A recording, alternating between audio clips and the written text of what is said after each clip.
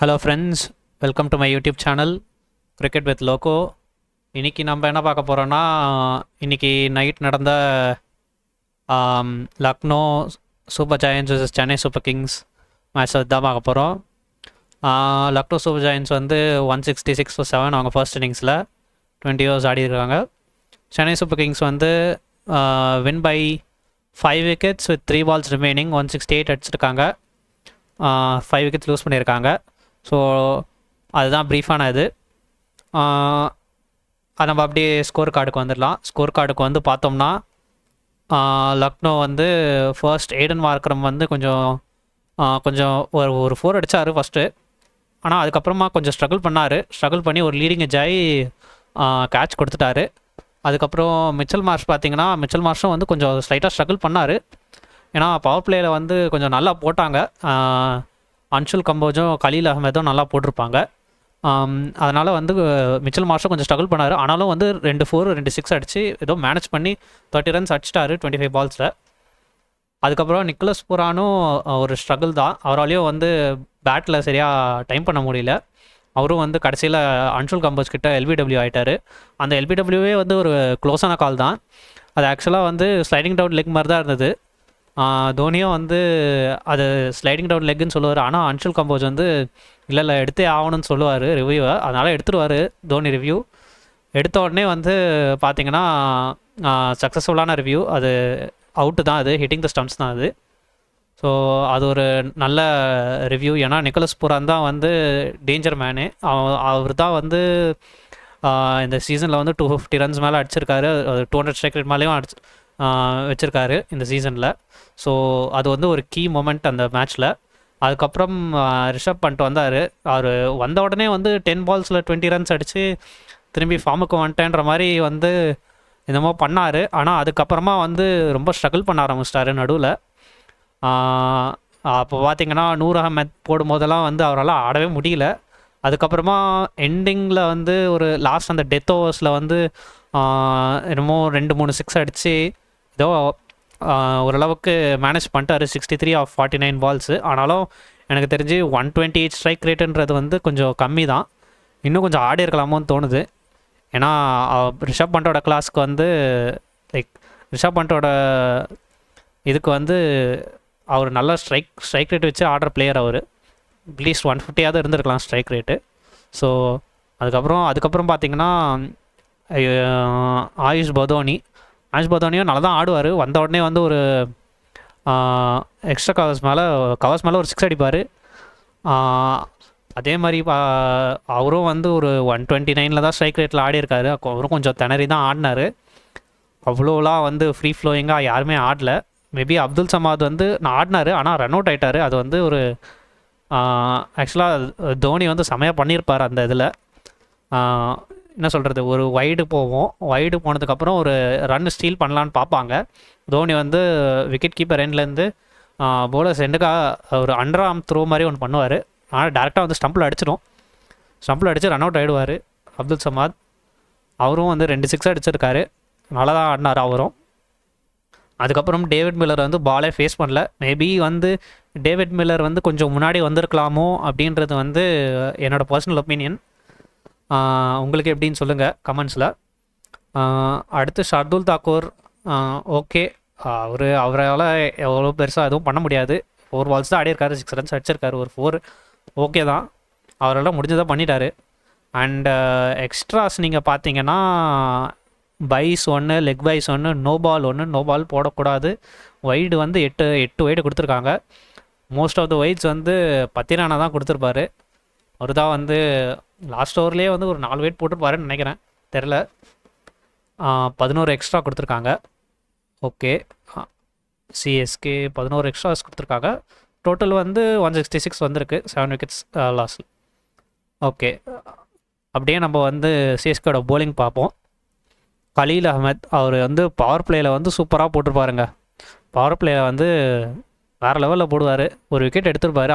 இவரோட விக்கெட் தான் நினைக்கிறேன், மார்க்ரமோட விக்கெட்டு ஃபர்ஸ்ட் ஓவர்லேயே எடுப்பார். அதுக்கப்புறம் வந்து அன்ஷுல் கம்போஜும் வந்து சூப்பராக போட்டிருந்தார். அவருக்கு பால் நல்லா ஸ்விங் ஆச்சு. ஆனாலும் வந்து நல்ல லைன் லெங்க் போட்டார். நிக்கலஸ் பூரானுக்கு அகேன்ஸ்டாக போடுறது வந்து இவங்க 2 பேரும் நல்லா போட்டிருந்தாங்க. ஓப்பனிங்கில் வந்து இவருக்கு 3 ஓவர்ஸு, அப்புறம் இவருக்கு 3 ஓவர்ஸ் கொடுத்துட்டாங்க. அப்படியே 6 ஓவர்ஸை முடிச்சுட்டாங்க பவர் பிளேயை. ஸோ அவங்க வந்து பவர் பிளேயில் வந்து 42 for 2 இருந்தாங்க. ஸோ 42 for 2னா ஒரு நல்ல போலிங் தான். ஸோ அதுக்கப்புறம் வந்து ஜேமி ஓவர்டன் வந்து கொஞ்சம் எக்ஸ்பென்சிவாக இருந்தார். அவர் போட்டது 2 ஓவர் 24 ரன்ஸ் அடிச்சிட்டாங்க. அவரை 3 6 அடிச்சிருக்காங்க பார்த்தீங்கன்னா. ஸோ அதுக்கப்புறம் வந்து ஜடேஜாவும் நல்லா போட்டிருப்பார். ஆக்சுவலாக 3 overs 24 ரன்ஸ் 2 wickets நல்லா போட்டிருப்பார். மிடில் ஓவர்ஸில் வந்து இது வந்து ரொம்ப க்ரூஷியலானது. ஏன்னா 2 wickets எடுத்திருக்காரு. ஸோ அது வந்து கொஞ்சம் ரன்ஸஸ் கொஞ்சம் ஸ்டாப் பண்ணோம். அண்ட் இன்னொரு 2ல் பார்த்தீங்கன்னா நூர் அகமது வந்து ஜடேஜா வந்து விக்கெட் எடுத்தாருன்னா நூர் அகமது வந்து விக்கெட் எடுக்கலனாலும் ரன்ஸ் கொடுக்கல, ரன்ஸ் கன்சீடே பண்ணல. 4 overs 13 ரன்ஸ் தான் கொடுத்துருக்காரு. 3.25 எக்கானமி. அதுலேயே உங்களுக்கு தெரிஞ்சிருக்கும். மிடில் ஓவர்ஸில் வந்து இவங்க 2 பேரும் வந்து நல்லா போட்டுட்டாங்க. அண்டு பத்திரானாவை இன்றைக்கி அடிச்சிட்டாங்க. 4 overs 45 ரன்ஸ் கொடுத்துட்டாரு. 2 wickets எடுத்தார். அது வந்து கடைசி ஓவரில் எடுத்தார். ஆனால் பரவாயில்ல, ஓகே தான். ஆனால் வைட்ஸ் தான் வந்து நீங்கள் பார்த்தீங்கன்னா இங்கே பாருங்கள் 6 வைடு போட்டிருக்காரு. மேபி இது தவிர்க்கலாம், ஒரு நோ பாலராக போட்டிருக்காரு. இந்த மாதிரி எக்ஸ்ட்ராஸ் வந்து போடாமல் இருந்தாருன்னா இவர் கொஞ்சம் நல்லா போடலாம். அதுதான் வந்து என்னோடய பர்சனல் ஒப்பீனியன். ஸோ ஏன்னா 10 டாட் பால் போட்டிருக்காருங்க பாருங்கள். அது டாட் பால் போட்டு அதுக்கப்புறம் 6 வைடு, ஒரு நோ பால், 3 6 கொடுத்துருக்காரு, 2 4 கொடுத்துருக்காரு. மேபி இந்த எக்ஸ்ட்ராஸை தவிர்த்திருந்தாலே கொஞ்சம் பரவாயில்லையாக இருந்திருக்கும்னு தோணுது எனக்கு. அதுக்கப்புறம் அதுதான் வந்து சிஎஸ்கேயோட போலிங். சிஎஸ்கேயோட பேட்டிங் பார்ப்போம். இப்போ நம்ம சிஎஸ்கேயோட பேட்டிங்கில் வந்து இப்போ பார்த்தீங்கன்னா ஷைக் ரஷீத் அவர் வந்து இன்றைக்கி தான் டெபியூ பண்ணுறாரு. ஐபிஎல் டெபியூவே இப்போ தான் பண்ணுறாரு. அவர் வந்து சூப்பராக ஆடினாருங்க. நல்ல கிளாஸியான ஷாட்ஸ்லாம் ஆடினார். 27 of 19. ஸோ 6 4 அடிச்சிருக்காரு. அலாங் த கிரவுண்ட் தான் எல்லாமே வந்து ரிஸ்க் இல்லாமல் நல்ல கிரிக்கெட்டிங் ஷாட்ஸ் ஆடினார். அண்டு நல்ல கிரிக்கெட்டிங் ஷாட்ஸுக்கு எப்போவுமே வேல்யூ இருக்குது நீங்கள் எங்கே போனாலும். ஸோ அதனால் வந்து அதுவும் இந்த மாதிரி லக்னோவில் வந்து கொஞ்சம் ஸ்லோவான பிட்ச் வேறு. ஸோ நீங்கள் நல்ல கிரிக்கெட்டிங் ஷாட்ஸ் ஆடினா அதுவும் பவர் பிளேயில் ரன்ஸ் ஸ்கோர் பண்ணலாம். ஸோ அது பண்ணியிருக்காரு அவர். 27 of 19, 6 4s, 142 ஸ்ட்ரைக் ரேட்டில் ஆடியிருக்காரு. அண்ட் ரச்சின் ரவீந்திராவும் இன்றைக்கி வந்து ஃப்ரீ ஃப்ளோயிங்காக ஆடியிருக்காரு. அவர் பார்த்தீங்கன்னா 37 of 22, 168 ஸ்ட்ரைக் ரேட்டு, 5 4s. அவரும் வந்து 6 அடிக்க பார்க்கல, அலாங் த கிரவுண்ட் தான் ஆடினார். ரிஸ்க் எடுக்காமல் வந்து 37 ரன்ஸு ஆஃப் 22 பால்ஸ் அடிச்சிருக்காரு. அது ரொம்ப நல்லது. ஏன்னா நீங்கள் பார்த்தீங்கன்னா பவர் பிளேயில் வந்து 59 for 1 இருப்பாங்க. அவங்க வந்து என்ன சொல்கிறது, எல்எஸ்டி வந்து 42 for 2 இருப்பாங்க. அதுதான் வந்து டிஃப்ரென்ஸ் ஆகிடுச்சு. ஆக்சுவலாக பவர் பிளேயில் வந்து இவங்க அடிக்காததுனால, எல்எஸ்டி அடிக்காததுனால அவங்களுக்கு கொஞ்சம் ரன்ஸ் கொஞ்சம் கம்மியாயிடுச்சு. அண்டு 2 பேருமே ஆக்சுவலாக வந்து மிடில் ஓவர்ஸில் வந்து ஸ்ட்ரகிள் பண்ணாங்க. சிஎஸ்கேவும் சரி எல்எஸ்டியும் சரி மிடில் ஓவர்ஸில் வந்து ஸ்ட்ரகிள் பண்ணியிருக்காங்க. நீங்கள் பார்த்தீங்கன்னா தெரியும். ராகுல் திரிபாதி அவரோட bad form still continues. 9 of 10, ஒரு 4 அடித்தார். ஏதோ ஒரு ஸ்வீப் அடித்து ஒரு 4 அடித்தார். Ravi Jadeja again bad form continues, 7 of 11. And Shivam Dube ரொம்ப ரொம்ப திணறினாருங்க மிடில் ஓவர்ஸில். அதெல்லாம் அடிக்கவே முடியல. அண்ட் இப்படியோ அடிச்சிட்டாரு. கடைசி இருக்க நின்று 37 பால்ஸில் 43 அடிச்சிட்டாரு. ஆனால் நீங்கள் பார்த்தீங்கனாலே தெரியும் 116 தான் ஸ்ட்ரைக் ரேட் வச்சுருக்காரு. மேபி இவர் கொஞ்சம் அடிச்சிருந்தா ப்ரெஷர் இல்லாமல் மேட்ச் முடிஞ்சிருக்கும். லாஸ்ட் ஓவர் வரைக்கும் எடுத்துகிட்டு போகாமல் கொஞ்சம் சீக்கிரமாக முடிஞ்சிருக்கும். மேபி ஒரு 18th ஓவர் 19th ஓவரில் ஒரு ஓவருக்கு முன்னாடி கூட முடிச்சிருக்கலாம் மேட்ச்சை. அண்டு விஜய் சங்கர் 9 of 8 வந்த உடனே ஒரு இன்சைட் அவுட் ஷாட் அடிப்பார், ஒரு 4 அடிப்பார். அதுக்கப்புறம் ஸ்ட்ரைக் ரொட்டேட் பண்ணி அதுக்கப்புறம் அவரும் கேட்ச் கொடுத்து அவுட் கேட்ச் கொடுத்து அவுட் ஆகிட்டு போயிடுவார். அதுக்கப்புறம் கடைசியாக தான் வந்தார் விநாயக்குன்ற மாதிரி எம்எஸ் தோனி வருவார். அதுக்கப்புறம் 26 of 11, ஒரு பயங்கரமான நாக்கு. ஏன்னா 43 வயசில் வந்து திரும்பியும் வந்து ஃபினிஷ் பண்ணி கொடுத்துருக்காரு சிஎஸ்கேக்கு. நீங்களே பார்க்குறீங்க, 4 4s 1 6, 236 ஸ்ட்ரைக் ரேட்டில் ஆடியிருக்காரு. இதுக்கு மேலே என்ன வேணும் நீங்களே சொல்லுங்கள். 26 of 11, ஒரு 43 year old கிட்ட இருந்து. அதுதான் பண்ணியிருக்காரு தோனி. ஸோ ஓவராலாக பார்த்தீங்கன்னா 2 பேருமே வந்து 2 டீம்ஸுமே வந்து மிடில் ஓவர்ஸில் ஸ்ட்ரகிள் பண்ணியிருக்காங்க அண்ட் டெத் ஓவர்ஸில் அடிச்சிருக்காங்க. ஆக்சுவலாக நல்லா தான் அடிச்சிருக்காங்க டெத் ஓவர்ஸில், பவர் பிளேலையும் டெத் ஓவர்ஸ்லையும். ஸோ அடிச்சிருக்காங்க. அண்ட் பவர் பிளேயில் வந்து ஆக்சுவலாக லக்னோ வந்து கொஞ்சம் கேபிட்டலைஸ் பண்ணியிருக்கலாம். அதனால தான் வந்து அவங்களுக்கு மேட்ச் போச்சுன்னு நான் சொல்லுவேன். ஏன்னா அவங்க வந்து நிறைய டாட் பால்ஸ் ஆடுவாங்க பவர் பிளேயில். ஸோ அது வந்து கொஞ்சம் அது அவங்க தப்புன்னு சொல்ல முடியாது, ஏன்னா நல்ல போலிங் கூட.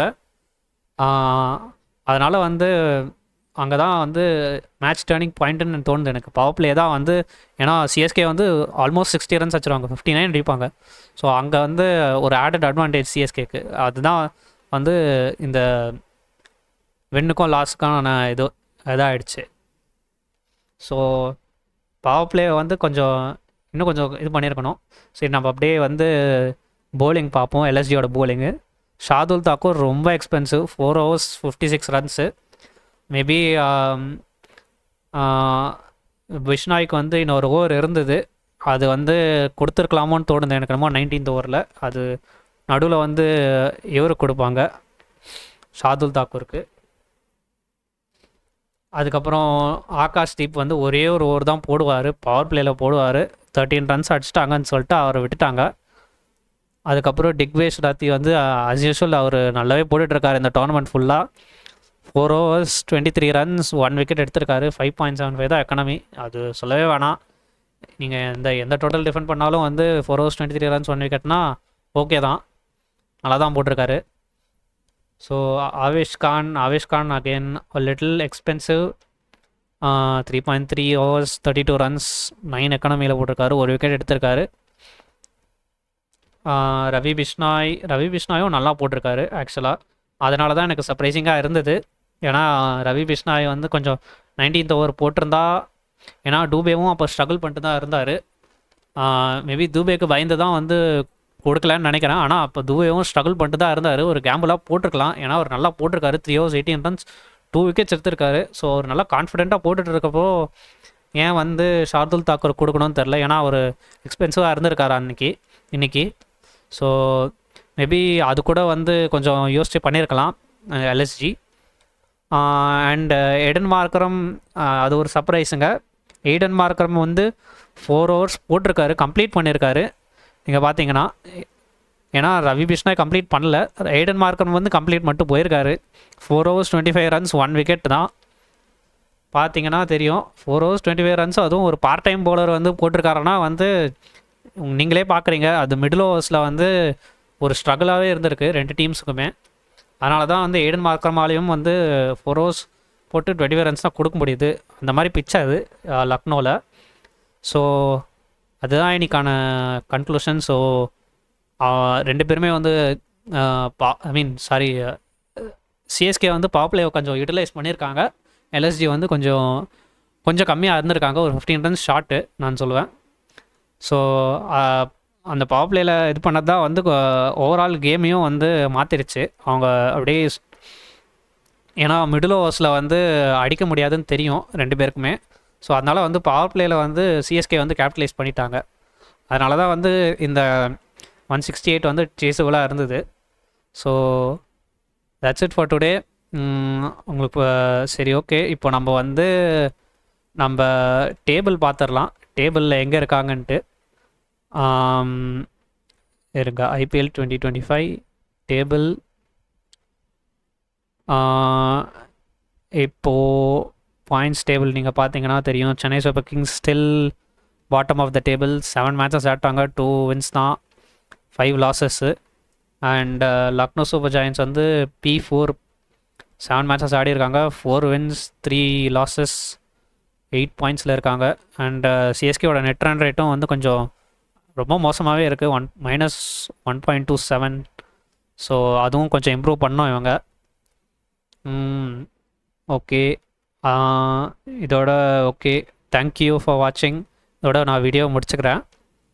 தேங்க்யூ ஃபார் வாட்சிங். எதனா சஜஷன்ஸ் இருந்தால் சொல்லுங்கள்.